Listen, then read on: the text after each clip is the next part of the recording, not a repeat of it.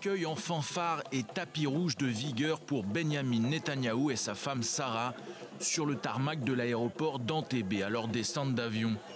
Une visite d'État de quelques heures seulement pour le Premier ministre israélien. Au programme officiel, une rencontre avec le président Museveni, l'un des plus anciens dirigeants en place dans le monde. Déjà 34 ans que l'Ouganda est dirigé par ce fervent chrétien évangélique, arrivé au pouvoir par les armes à l'âge de 42 ans, après plusieurs années de guerre civile. Au moment de quitter Israël, Benyamin Netanyahou avait indiqué qu'il espérait annoncer à l'issue de cette visite éclair une très bonne nouvelle pour l'État d'Israël, sans pour autant préciser laquelle. Ces dernières années, Israël a renforcé ses relations diplomatiques avec de nombreux pays africains. L'Ouganda est l'un d'entre eux. Après une rencontre de plusieurs heures dans le palais présidentiel ougandais, les deux dirigeants se sont finalement exprimés devant la presse, impatients de savoir ce que Benyamin Netanyahou et Yoweri Museveni avaient à se dire.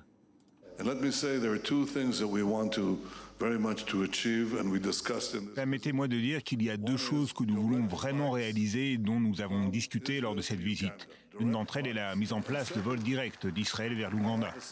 Et deuxièmement, j'ai une simple suggestion à vous faire, Monsieur le Président, mon ami, pour que vous ayez le temps de réfléchir. Vous ouvrez une ambassade à Jérusalem et j'ouvre une ambassade à Kampala. Et nous espérons le faire dans un avenir proche.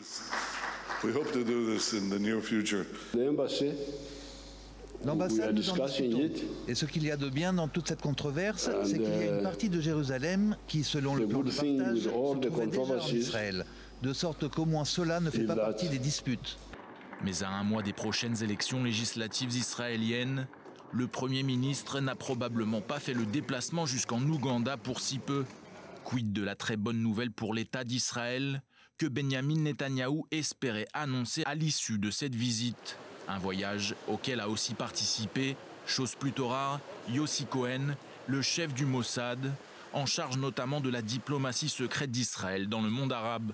Et si cette visite n'avait été en fait qu'une couverture pour rencontrer dans le plus grand secret un dirigeant africain tiers, comme le général Abdel Fattah al-Burhan, président du Conseil de souveraineté de la République du Soudan depuis août 2019.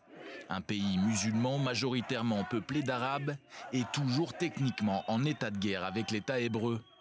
J'ai rencontré à Entebbe le président du Conseil souverain du Soudan et nous avons convenu d'entamer une coopération qui normalisera les relations entre nos deux pays. Voilà donc la très bonne nouvelle pour l'État d'Israël dont le Premier ministre israélien souhaitait faire l'annonce. En pleine campagne électorale, Benyamin Netanyahou semble jouer la carte de ses relations internationales à l'approche du 2 mars prochain et de ses troisièmes élections législatives en un an. Avant de remonter dans son avion, Benyamin Netanyahou en a aussi profité pour se recueillir brièvement devant la plaque commémorative dédiée à la mémoire de son grand frère, le colonel Yonatan Netanyahou, tué ici même le 4 juillet 1976 lors de l'opération Entebbe.